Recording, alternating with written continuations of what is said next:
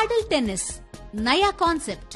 పూర్తి వివరాలకు చదవండి రేపటి సాక్షి హైదరాబాద్ ఎడిషన్. అందరికీ నమస్కారం. ఎన్నికల ముందు పవన్ కళ్యాణ్ గారు, చంద్రబాబు నాయుడు గారు, తెలుగుదేశం పార్టీ నాయకులు, అప్పుడు మహిళా అధ్యక్షురాలైన అనిత గారు, వీళ్ళందరూ కూడా ఒక తప్పుడు ప్రచారం ఓదరగొట్టారు. ఏంటంటే ఈ రాష్ట్రంలో 30,000 మందికి పైగా మహిళలు అదృశ్యమైపోయారు, అక్రమ రవాణా జరిగిపోయింది, వాలంటీర్స్ ద్వారా మహిళల్ని అక్రమ రవాణా చేసేస్తున్నారంటూ తప్పుడు ప్రచారం చేశారు. ఈరోజు ఈ కూటమి ప్రభుత్వం సాక్షాత్తు అసెంబ్లీలో వాళ్ళ ఎమ్మెల్యేలు అడిగిన ప్రశ్నలకే వాళ్ళు సమాధానం చెప్పారు. వాళ్ళు అప్పుడు చేసిన ఆరోపణలు తప్పు, కేవలం మహిళల అక్రమ రవాణాలో కేసులు 34 మాత్రమే నమోదయ్యాయి, అందులో బాధితులు అక్రమ రవాణా బాధితులు 46 మంది మాత్రమే అనేసి అసెంబ్లీలో మీరే ఒప్పుకోవడం జరిగింది. అంటే ఎంత తప్పుడు ఆరోపణలు అప్పుడు గతంలో జగన్మోహన్ రెడ్డి గారి ప్రభుత్వం మీద చేసి ప్రజల్ని మభ్యపెట్టి నమ్మించి ఈరోజు అధికారంలోకి వచ్చారో అర్థమవుతూ ఉంది. దీన్ని మేము తీవ్రంగా ఖండిస్తూ ఉన్నాము. అసలు నిజంగా ఈరోజు మీరు ఈ వాలంటీర్స్కి క్షమాపణ చెప్పాలి. ఎందుకంటే అంత అడ్డుగోలుగా అబద్ధాలు చెప్పారు, ప్రజలకి మభ్యపెట్టారు. అలాగే 2003లో కేంద్ర హోంశాఖే మీరు అదృశ్యమైపోయిన వాళ్ళ సంఖ్య గురించి అడిగితే ఆ కేంద్ర హోంశాఖే చెప్పింది 99% మంది మహిళలు అదృశ్యమైన వాళ్ళు దొరికిపోయారు అనేసి, మళ్ళీ ట్రేస్ అవుట్ చేయడం జరిగింది అనేసి. అంటే ఇలా పదే పదే అబద్ధాలు వల్లివేయడం మీకు అలవాటుగా మారిపోయింది. ఈరోజు తీసుకుంటే చంద్రబాబు నాయుడు గారు హిందుస్థాన్ టైమ్స్ సదస్సులో చంద్రబాబు నాయుడు గారు జగన్మోహన్ రెడ్డి గారి మీద తప్పుడు ఆరోపణలు చేశారు.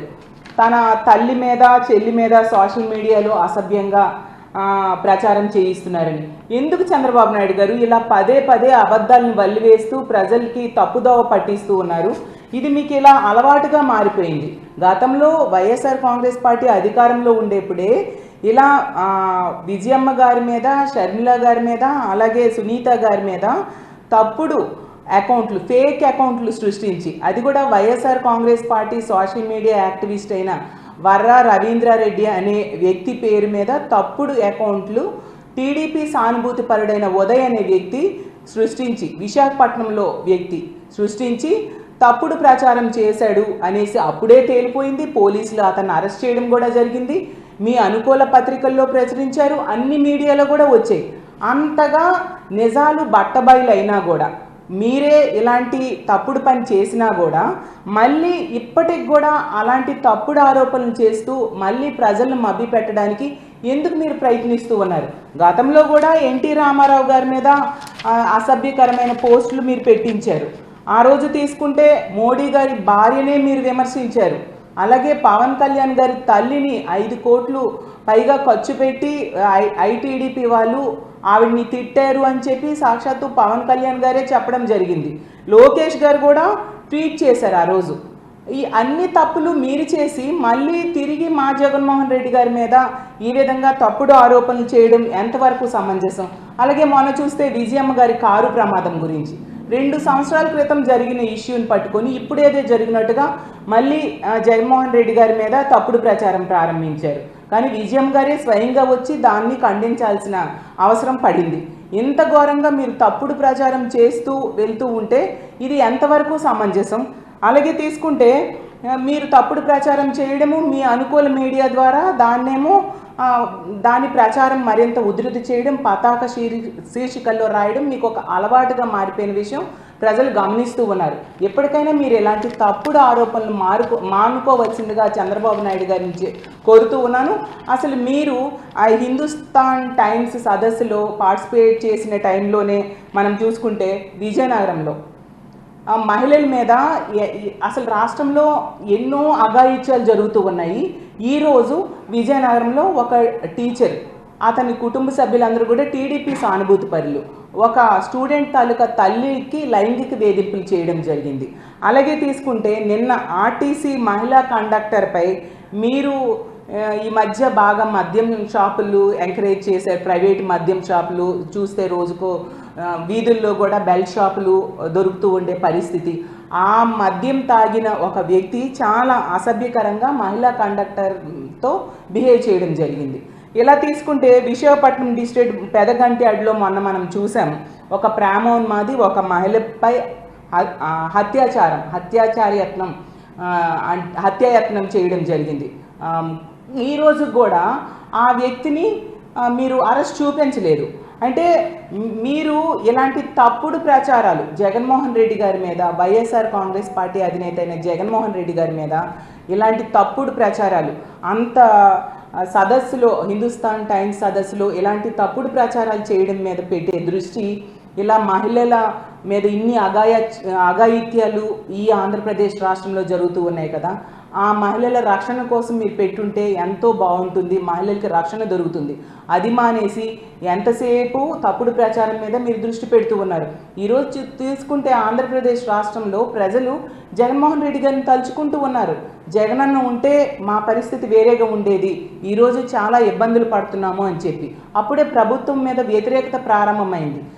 దానిని దృష్టి మరల్చడం కోసం ఈ విధంగా ఇలాంటి తప్పుడు ప్రచారాలు పదే పదే వల్లిస్తూ ప్రజలను మభ్యపెట్టడానికి ట్రై చేస్తూ ఉన్న పరిస్థితి.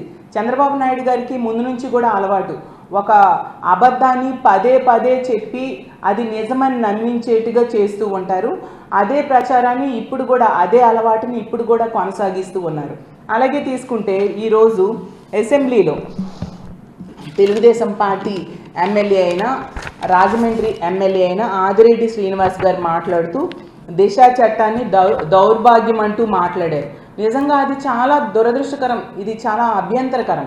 ఎందుకంటే ఆడపిల్లల రక్షణ కోసం ఈ వ్యవస్థని జగన్మోహన్ రెడ్డి గారు ఆ రోజు ఏర్పాటు చేశారు.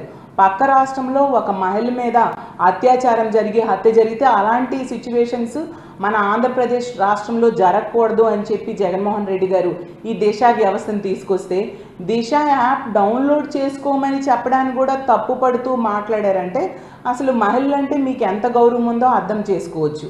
అసలు నిజం చెప్పాలంటే మీరు ఈ కూటమి ప్రభుత్వం అధికారంలోకి వచ్చాక దిశ యాప్ని, అలాగే దిశ పోలీస్ స్టేషన్స్ని నిర్వీర్యం చేసేశారు. నిర్వీర్యం చేసేయడం వల్లే ఈరోజు ఆడపిల్లల మీద అఘాయిత్యాలు రోజు రోజుకి పెరిగిపోతూ ఉన్న పరిస్థితి.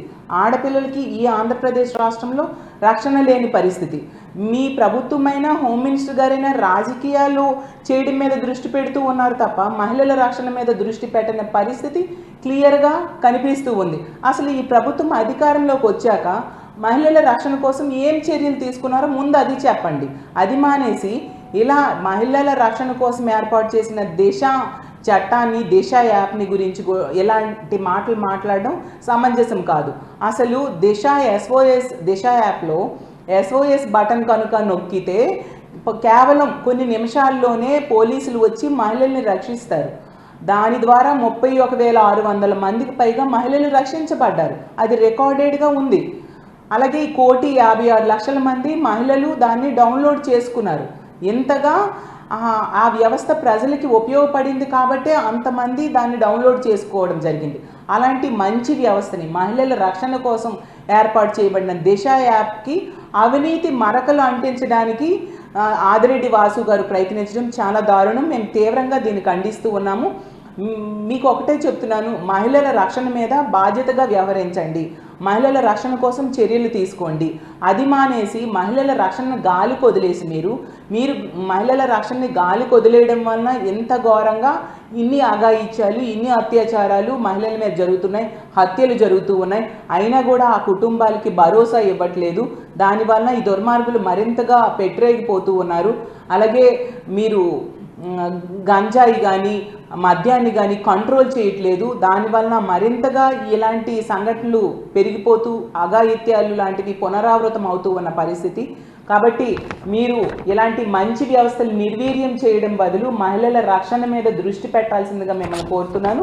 అలాగే చంద్రబాబు నాయుడు గారైనా, పవన్ కళ్యాణ్ గారైనా ఆ రోజు అంతగా తప్పుడు ఆరోపణలు చేశారు, తప్పుడు ప్రచారం చేశారు ఈ వాలంటీర్ వ్యవస్థ మీద. అలాగే మహిళల అక్రమ రవాణా కోసము, అలాగే మహిళలు అదృశ్యం అవడం కోసం కూడా చాలా తప్పుడు ఆరోపణలు చేశారు. కాబట్టి మీరు ఖచ్చితంగా వాలంటీర్స్ని క్షమాపణ కోరాల్సిన అవసరం ఉంది. అలాగే మీ ప్రభుత్వమే ఒప్పుకుంది ఈరోజు ఎంతమంది ఇంత 34 కేసులు మాత్రమే అక్రమ రవాణా కేసులు ఉన్నాయి అనేసి. అంటే మీరు స్వయంగా ఆ రోజు ప్రతి మీటింగ్లో కూడా మాట్లాడిన మాటలు తప్పు అని మీ ప్రభుత్వమే ఈరోజు ఒప్పుకుంది. అంటే మీరు ఎంత ఘోరంగా తప్పుడు ప్రచారం చేసి అధికారంలోకి వచ్చారు, జగన్మోహన్ రెడ్డి గారి మీద తప్పుడు ప్రచారం చేసి ప్రజలను మభ్యపెట్టి అధికారంలోకి వచ్చారనేది మీ ప్రభుత్వమే అడ్డుకుంది అనే విషయాన్ని మీరు గమనించాలి. ఆ తప్పుడు ప్రచారానికి మీరు క్షమాపణ చెప్పాల్సిన అవసరం ఉంది.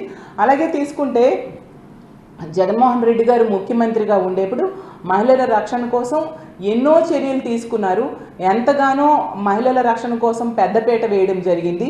ఆ రోజు తీసుకుంటే దిశ యాప్, దిశ చట్టము అమలు కోసం ఎన్నో వ్యవస్థలు తీసుకొచ్చారు. దిశ చట్టం అనేది కేంద్రంలో పెండింగ్లో ఉన్నా కూడా దానిలో ఉన్న అంశాలన్నీ అమలు చేయడం కోసం ఈ రాష్ట్రంలో ఎన్నో వ్యవస్థలు తీసుకొచ్చారు. దిశ పోలీస్ స్టేషన్స్ అయితేనేమి, అందులో డిఎస్పీ స్థాయి అధికారులను ఏర్పాటు చేయడం అయితేనేమి, ఫాస్ట్ ట్రాక్ కోర్టులు ఏర్పాటు చేయడం అయితేనేమి, ఫోరెన్సిక్ ల్యాబ్స్ ఏర్పాటు చేయడం అయితేనేమి, అలాగే దిశ యాప్లో ఎవరైనా SOS బటన్ నొక్కితే వాళ్ళని రక్షించడం కోసం 2 వీలర్ వెహికల్స్ 4 వీలర్ వెహికల్స్ని ఏర్పాటు చేసి తక్షణమే అక్కడికి వచ్చి మహిళలను రక్షించడం మీద ఇన్ని రకాలుగా ఈ వ్యవస్థని బలోపేతం చేయడం కోసం ఎంతగానో కృషి చేశారు. 0 FIRని పెట్టడం జరిగింది. అలాగే వార్డు గ్రామ సచివాలయాల్లో మహిళా పోలీసులను ఏర్పాటు చేశారు. అసలు మహిళల రక్షణ కోసం పెద్దపీట వేసిన వ్యక్తి జగన్మోహన్ రెడ్డి గారు. ఈరోజు ఆంధ్రప్రదేశ్ రాష్ట్రంలో ఉన్న మహిళలందరూ కూడా చాలా బాధపడుతూ ఉన్నారు, జగన్మోహన్ రెడ్డి గారిని తలుచుకుంటూ ఉన్నారు. అయ్యో జగనన్న ముఖ్యమంత్రిగా ఉండేటప్పుడు మేము చాలా ధైర్యంగా బ్రతికే వాళ్ళము. ఆ రోజు గాంధీ గారు చెప్పినట్టుగా అర్ధరాత్రి అయినా ఆడపిల్ల నడిచి వెళ్ళే పరిస్థితి ఉండేది జగన్మోహన్ రెడ్డి గారి ప్రభుత్వంలో. ఈరోజు మహిళల రక్షణ ఈ కూటమి ప్రభుత్వం గాలికి వదిలేసింది. ఈరోజు తీసుకుంటే మహిళలు అంటే ఆడపిల్లని కన్న తల్లిదండ్రులు ఆ పిల్లల్ని బయటికి పంపాలంటే భయపడే పరిస్థితిని కూటమి ప్రభుత్వం తీసుకొచ్చింది అని చెప్పి ఈ రాష్ట్రంలో ఉన్న మహిళలు ఆడపిల్లల్ని కన్న తల్లిదండ్రులు బాధపడే పరిస్థితి ఈ కూటమి ప్రభుత్వంలో ఉందని తెలియజేస్తున్నాను.